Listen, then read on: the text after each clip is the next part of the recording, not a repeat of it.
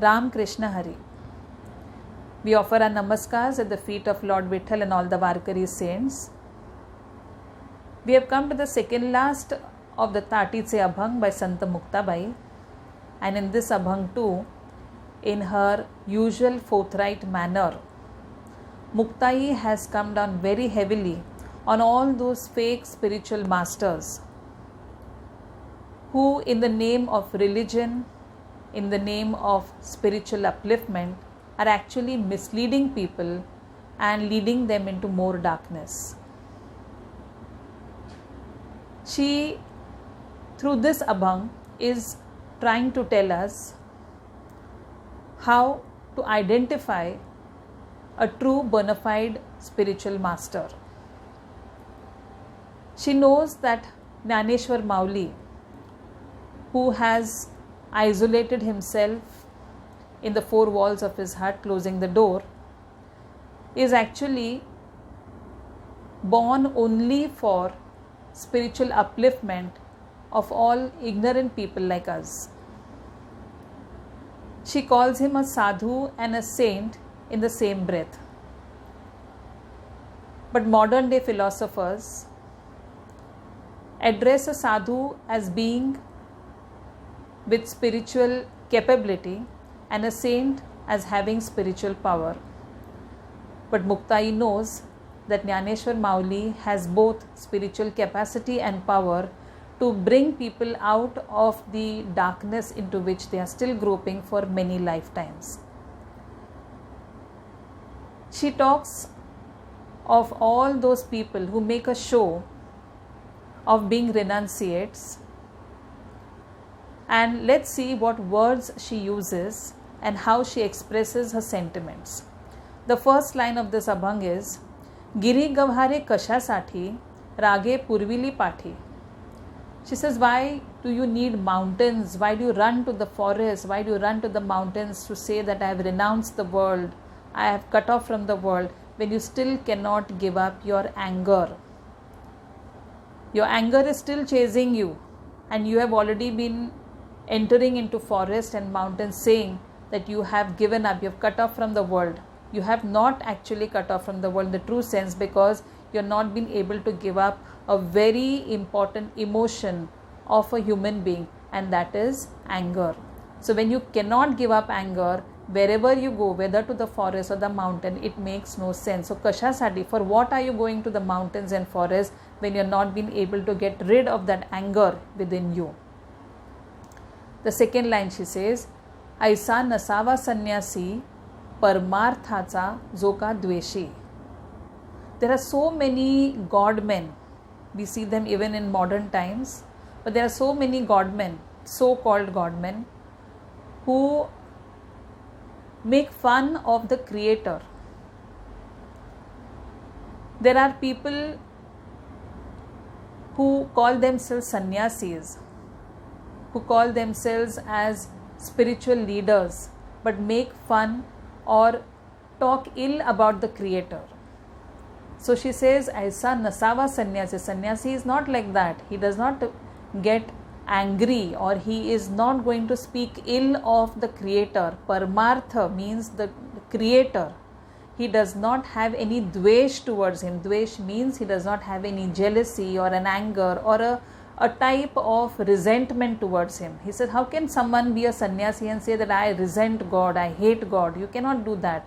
But there are people, and we hear them even in recent times, they feel it is a way of being modern, that you deny Creator, you deny God, and you feel that you have come up on your own. So she says, how can you be called a sannyasi? She is asking this question very forthright to all those people who believe themselves to be spiritual masters, but in fact are not.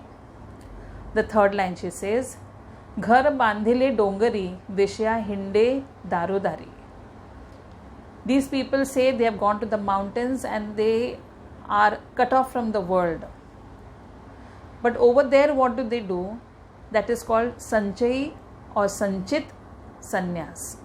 Sanchai Sannyas means where a person goes away from his home and goes there and starts a settlement of his own. There was a certain guru who wanted to take a test of his disciples. So one of his disciples, he took him to the forest and told him, you have to be here and do your penance. I will come and meet you after 12 years. The disciple said, very fine. He prostrated at his guru's feet and he stayed there. He sat into meditation. He sat for meditation for some time. And then he found that after some time he started feeling a little hungry. He looked around, he couldn't find anything. He plucked some fruits which were there available in the forest, ate it and slept the night on a small piece of cloth that was given to him. The morning when he got up, he found that the cloth on which he was sleeping was bitten by a rat. So he said, oh God, even this cloth also will not be possible for me. Now I cannot even have a cloth for myself, for my protection. So the menace of the rat can only be solved if I have a cat. So from somewhere he goes down from the forest to the village side, manages to bring a cat from there and keeps a cat so that the menace of the rat is over. So he is now free from the menace of the rat, but the cat mews very, very badly because it is hungry. So he says, oh, I've got to feed the cat. So he again goes down to the village, begs for some milk and comes back with the milk for the cat. The cat drinks the milk and this is his routine every day. Every day he has to go down to the village, beg for some milk, come back and again feed the cat for it. So whether he feeds himself or not, he has to feed the cat.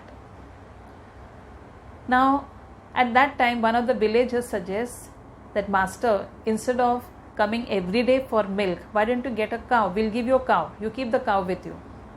He says it's a fine idea. So the villagers donate a cow to this man. He brings a cow to the forest and he keeps the cow tied to a tree.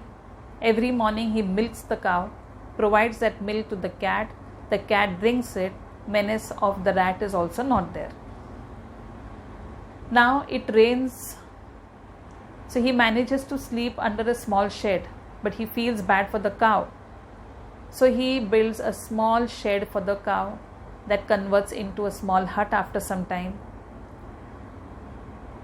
Now he's got a house, he's got a cow, he's got a cat and he's got shelter all over.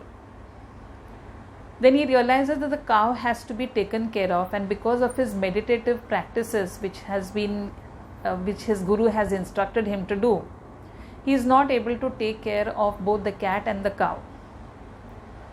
So then one of the villagers who has come to the forest to cut wood, he realizes his problem and he says, I have a daughter who's of marriageable age.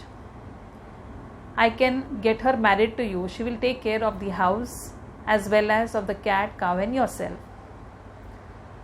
The young man agrees to it, gets married. Now after a year or two he gets a child. Time passes and 12 years later his guru comes there. His guru comes searching. He says, where is that young man who had left here? He must have been quite renowned in his meditative practices. He searches around here and there and then he finds a house and he finds this disciple sitting there with a child on his lap. He said, what are you doing here with this child? How come all this? So the young disciple puts his head down in shame and says, sir, I accumulated all this in the name of doing my penance for 12 years. The Guru says, this is what is called Sanchay Sannyas.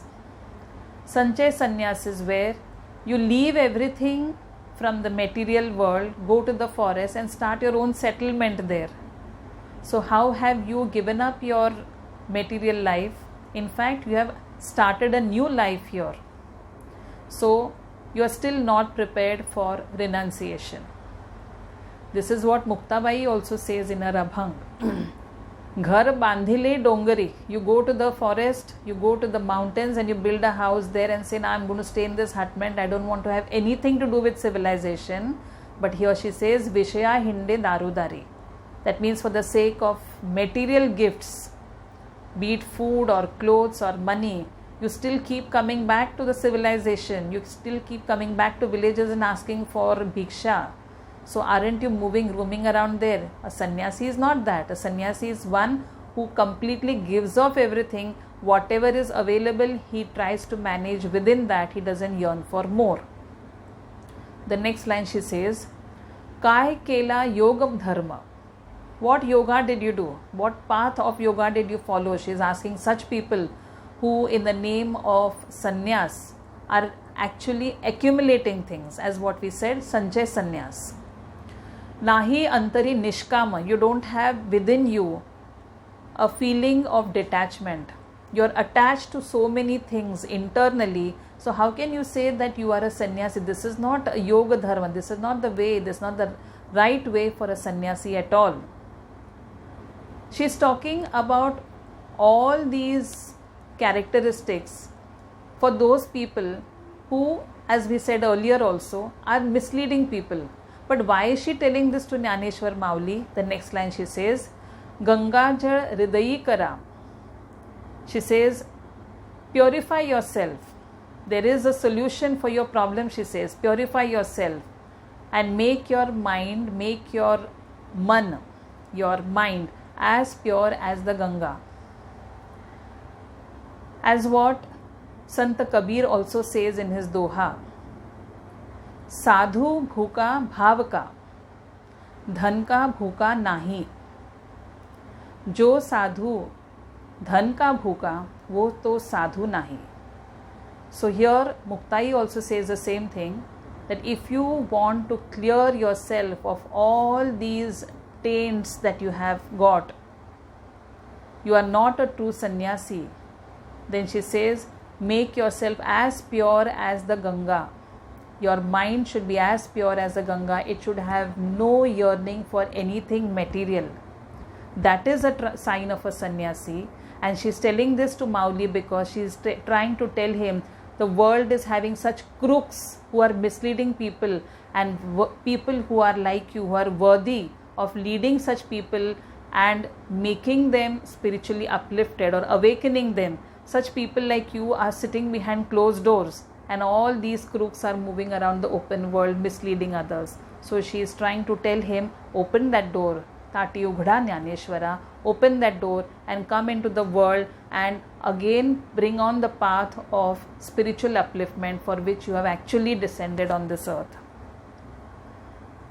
This abhang was very intense, in the sense Muktai has very strongly spoken about people, the so-called sannyasis who are moving around in this world openly.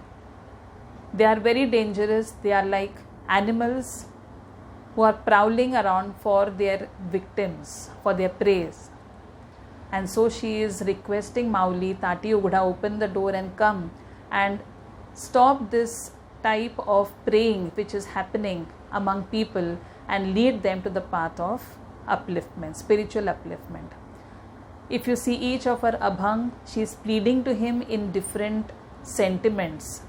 And this particular sentiment is of pathos. She is requesting him, Tati Ughda Jnaneshwara, please open that door and come and lead people. In the next abhang, we'll have something more to talk about, and the abhang after that, that is the last session of the Tatiche abhang, will be a revision of all these 11 abhangs in short, and after that we'll again continue with Santa Muktai's Charitra. Till then, Ram Krishna Hari. गिरी गभारे कशासाठी रागे पुरविली पाठी ऐसा नसावा संन्यासी परमार्थाचा जो का द्वेषी घर बांधिले डोंगरी, विषया हिंडे दारोदारी, काय केला योग धर्म, नाही अंतरी निष्काम.